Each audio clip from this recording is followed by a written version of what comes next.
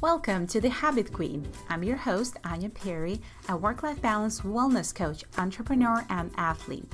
My goal is to help busy, driven women like you to feel incredible every day while they are pursuing their wildest dreams.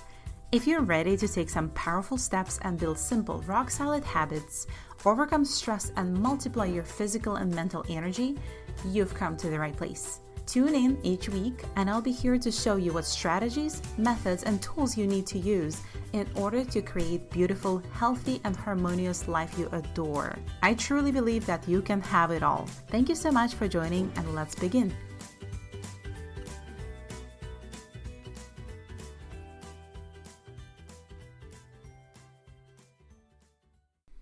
Hello, my beautiful friend. How often do you find yourself thinking, I know I need to change this, but I won't do it. Not today. I don't have time for this. And find yourself a year later, 5 years later, a few months later, in the same spot, being frustrated with yourself because you either have some health markers that are declining, either not feeling yourself, or maybe you just know you want to change this so badly. You want to change this habit so fiercely. How come you don't do it? So in today's episode, episode number 90, I can't believe we're on this journey together. It's been a long journey. I don't know who you are, but I'm so grateful for you listening. And lately, actually, I've been getting to know my listeners more because more and more of you have been reaching out, sending me long messages with your amazing stories or takeaways, reflections. Please don't be shy away. Can you imagine what kind of impact you and I can create together if I share my story? You learn something from it, you go and share your story. Your friend changes her or his life because you inspire them. That's how we're going to change the world. Okay, my Napoleon plans. In a very positive way, okay? Without any crazy stuff. So today I want to talk about how you can become less resistant to change. Because I believe this is the stucky point. That's those molasses where you get in and can't get out. And that's why people hire coaches. That's one thing. But I also believe that all of us, if we were to be completely honest with one thing, if I were to ask you now, is there one thing you want to change? And you would say, yes, I want to change this, but you haven't in a while. If you were to be completely honest with yourself, there is resistance to change that. And sometimes motivation does not play a big role. I have a lot of motivation and I'm still working on a few things that I want to change slowly and surely. Before we dive in, I wanted to tell you there is some special stuff going on in business. Listen to the end of this episode and just take action if you feel like this has been a pull. I've been feeling pulled this direction. Take action and I'll explain what and why at the end. Just a little teaser for you, cliffhanger. Now, let's talk about why we are resisting change so much. You've heard me talking on the podcast about those oh shit moments where we are faced with drastic either adversity or major change in our health or threat. And then it becomes a little bit easier. But on any given day, we're so comfortable in being where we are. And that's one of the reasons. Reason number 2 is we are fearful. Every single person, this is a built-in function. Thank your mom that you came with it when you're born. It's a good thing to have those fears. We are fearful of failure. We're fearful of judgment. We're fearful of success. Some people, I have a small portion of clients who were fearful of their success and they were self-sabotaging. Another thing is, I was just on a podcast with someone and I was sharing something that I've done in my business, in my life, which was quite challenging, but I've done it. And I know many people want to do it. And someone told me, well, this is hard. Yes, change is hard. Change is hard. But if we look at hard, what does it mean for us? It's just scary. There's a lot of unknown and it adds to a fear, a list of fears, the fear of the unknown. How the heck do I know this is going to be worth it? What if I go for it and I fail? What if I go for it and I embarrass myself? What if I go for it and I don't get results again? What if I go for it and my entire life changes and people don't like me the way I am anymore? So there's a lot going on there. And that's not the episode dedicated to this piece. Another one is your environment. By that, I mean your relatives, social media, your friends, your spouse, your cat, your dog. They will plead and beg you and ask you and send you ultimatums to change. Have you ever seen your doggy's eyes when you don't take them for a walk? They look at you like they're from Peter commercial. It's really sad. I go for walks every day, so I don't have to face this sadness. But on a serious note, your environment will be pushing you to change. You might have gone to a doctor and she or him said, hey, your cholesterol is high, or you are pre-diabetic, or you need to start working out, or if XYZ, then you XYZ, right? Maybe you know the parameters. When I started back in 2012, I was done with having high blood pressure. I was done with feeling anemic and passing out. I was done with insomnia and indigestion and all the slew of issues I was having that time. But yet you can live with it until it really, really bites you. But when people start telling us, hey, you need to change, by nature, we will pull away.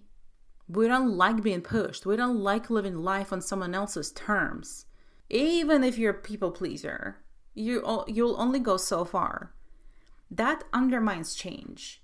And that's why often people jump into something and do something and it doesn't really work because they did not evoke the deep understanding of themselves. They didn't understand how their motivation works. They didn't prepare properly for change. Yes, there is a whole preparation process. And unfortunately, we're not taught to this. This is the job that a health coach does, or a life coach, or transformational coach, or psychologists, psychiatrists, therapists do.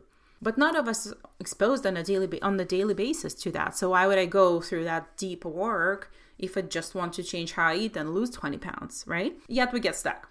Okay, I'm through on this spiel, but you now better understand what kind of causes can be beyond your resistance to change. So it's normal.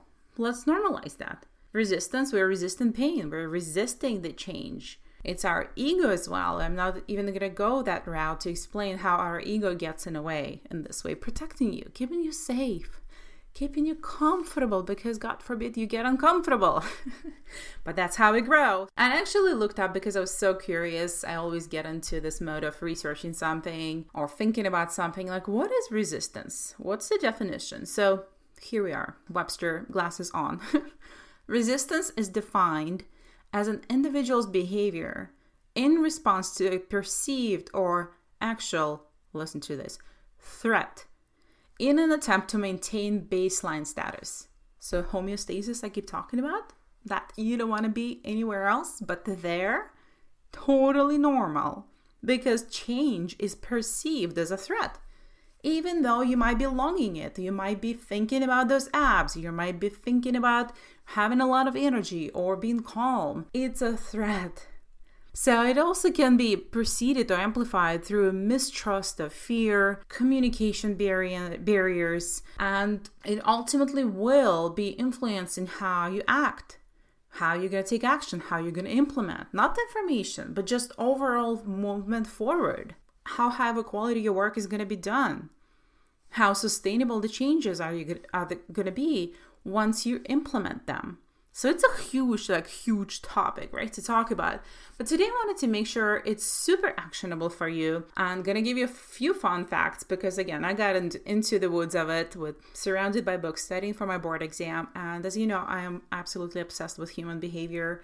I love researching it, and I'm not going to overload you with the data on it, but I'm going to give you a few myths that you can debunk with me together today, and I hope they will help you shift your perspective to see things slightly differently, maybe slightly shift of an angle a few degrees, so you can start understanding, digging, and taking action, as usual, instead of resisting action. Fun fact, many people who implement change or who jump into change don't make it stick. And it also starts with the very beginning stages of why we're resisting so much.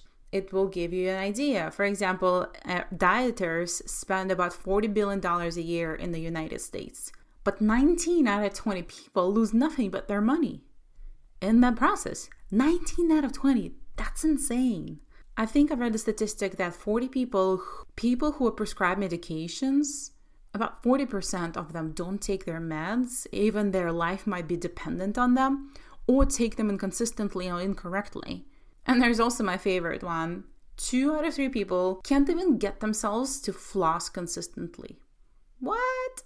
Are you flossing, by the way? Side question. So that should tell you that it can be hard. On the other hand, you know my story. If you're new to listening to me, go scroll a few episodes back, maybe go to the bottom of the list, listen to a few episodes, listen to the last episode as well, episode about my nutrition changes, how I was able to implement. So I do walk the talk, and there are many women like me, and I make sure I coach many women. So there are many women, and there are women who it seems like it's easier for them, but it's actually not only because it's easier, it can be also hard for them. The difference between them and you, if you are feeling like resistance and stuck, it's they did few things differently. And I'm going to share a few myths that will lead you thinking about this differently. So myth number 1, you need to know more. You need to get more information to change. And then you experience this whole informational flood, and it becomes so much for you. All you want to do is just hide, run away, freeze, like deer in the headlights, and never take action. The antidote to that is learn a little bit. Learn more about yourself than anything else. Nutrition program, a fitness program, or stress management program, or whatever that is. Learn just enough and go. When I started my changes in my life, they started with a printout. Literally a printout from a friend. Mark, if you're listening to this, thank you. 2 or 3 pages of a primal blueprint. A book that I couldn't even get my hands on. I don't think I had the money to buy the book that time. And I just implemented the list of foods, and I started living that life. And then I learned more, and I started doing more, and I learned more. And here we are a decade later. You don't need to know a lot to create a momentum in your life. And once you see the benefits of doing something, you're experimenting with something, you're going to go for more. You're going to be obsessive like I am with human behavior and nutrition and all. So that's number 1. Myth number 2, I will do what you're doing, but oops, it doesn't stick.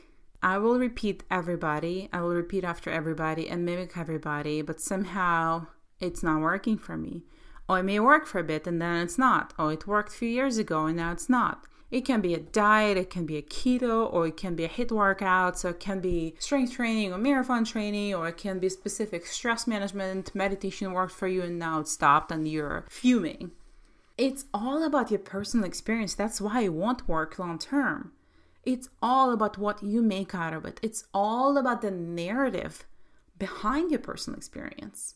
What kind of stories are you telling yourself when you're implementing those things? Are you actually getting to the depth of your own mindset and change and getting to know yourself, to know what works for you? For me, I tried things that will never work for me again. For example, I'm pretty sure I will not be running long distance because for a while it was enjoyable, but then it stopped working and I was absolutely sick after every long run. Myth number 3. This one is my favorite because I hear it on the first call with clients usually. Sometimes it's not my ideal client, but sometimes she is. Usually someone says, I need the results ASAP, or, you hear a threat, or I'll lose motivation. It just tells me that person on the other end, or if it's you, that's okay. You're not willing to fail. Yeah, I'm gonna drop the F-bomb. Failure is your road to success. Whether you want to hear it or you don't, it is the fact. There are different truths. This is my truth. Take it or leave it. But that's what led me to success in business, in health, and fitness. And I'm still learning, still growing, will not stop. If you learn from it, failure is the road to success. But if you're going to be expecting a text message after you sent the text message within 30 seconds, this is instant gratification. This is no desire to be patient with yourself or others. What if your body will take 3 months to lose 10 pounds? Is it not worth it to wait and then maintain it? Would you feel better if it was faster? Will you feel like you're failing because it's been, oh my goodness, it's been a whole 2.5 days and I haven't lost a gram? Do you see what I'm saying? Of course, I'm teasing you a little bit here with love, but and honestly, it was me before too, because I was a perfectionist. I only could see things in the white to black color. And I was enjoying results so much I could not see forest for the trees. In fact, I could not see trees for the forest. So focusing on the process will get you better results. Process is such thing. It's going to take ups and downs, peaks and valleys, and lots of ebb and flow. to get where you want to go. Myth number 4, relying on motivation. See, my friend, if I was to rely on motivation, and I'm a highly motivated person, I've always been this way. I might have not always been organized or disciplined, but if I was to rely on motivation, I would not get shit done. Because some days I don't want to do things. I don't want to be at the gym. I don't want to work some days. Some days I wake up and while I wildly love my clients, but I don't feel like coaching. There are days like that. Not many, luckily. But there are days when I just want to shut everything down and run away and live in Siberia in a little hut. There are days like that, trust me. So I do not rely on motivation. The goals that I have for my life, for my business, for my health, for my family are ginormous. And I'm sure you can relate to that because every single person has a big dream. My big dream is kind of convoluted and it's really, really big. It can get scary to look at that big thing you need to push up the mountain. Motivation is unreliable. One day is there, another day is not. You might be a motivated person, have a lot of willpower. You might be not. But discipline, you can rely on. You can teach yourself that. You can reparent yourself. You can also rely on your strengths. You can rely on your previous successes and support. That's what builds you up. And one more mistake I want to share today. We often switch from that contemplation of, I'm going to do this, I think I'm ready, and I feel like I want to change. I want to start eating more vegetables. I want to be more calm and have less anger in me. I want to get ready for summer in my body. But we jump into the planning stage right away, which is cool. I love planning. Big fan. Planning is kind of a clutch for change. So we're getting there, but we did not create clear goals. If you did not create clear goals, if you didn't set your focus properly, if you don't have a vision, if you did not work through how you see yourself, if you don't feel committed yet, do not jump in. Save yourself some time because it's going to fall through the cracks because the commitment needs to be solid. How you see it and how you break it down into your weekly, daily, hourly routines is the key. And it's the juice nobody wants to talk about, right? And I think that's where the beauty of coaching, and that's why I became a coach without knowing that time, back 2016 when I got certified for the first time. Coaches evoke that motivation to take you where you want to go. We're kind of that taxi driver who pulls up and then switches to a passenger seat because you become the driver, and we're just turning GPS for you and telling you what to go and telling you the weather and telling you how to avoid this bottleneck on the road. So all of those myths, things that I shared with you, our reliance on motivation, our desire to know more information before we start changing, doing something that everybody else is doing, but then having resistance, like why is it not working for me? Seeing the results, so when we don't see them, we lose motivation and start resisting to take action.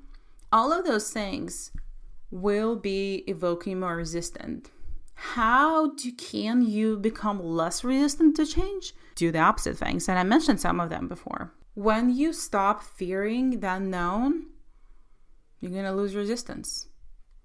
I often go on trips and I'll take something familiar with me. I'll take a shirt I wear at home. I'll take some tea that I drink at home. So my stomach, my body, my mind quickly adjust to something new. Take something familiar with you on that road when you're doing the unknown. For example, you're already drinking water. That's familiar. Take it on your journey. Take it on the journey of changing how and much food you're eating a day. When you fail, you're going to lose resistance because you fell on your butt already. Come on, friend. You got to get up, shake it up, pull up your pants, and go again. You've done it already. The fear of it is going to be way smaller, and then it's going to dissipate. Another way to reduce resistance is to listen to your own voice. Get to the bottom of why you are where you are.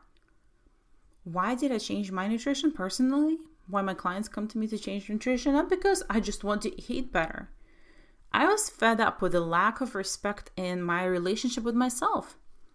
That was it, the point of no return. That flight that crossed a specific threshold was not coming back to home base. So when you know where you are and who you are and what you want, you will create lifestyle changes for good. And I'll tell you what, my can of worms that I had to open back in 2012 and then many more times was very unpleasant to open. But I'm so happy I did it because it led me to feeling my best. And I'm going to continue doing that. Remember to capitalize on your successes, on your strength.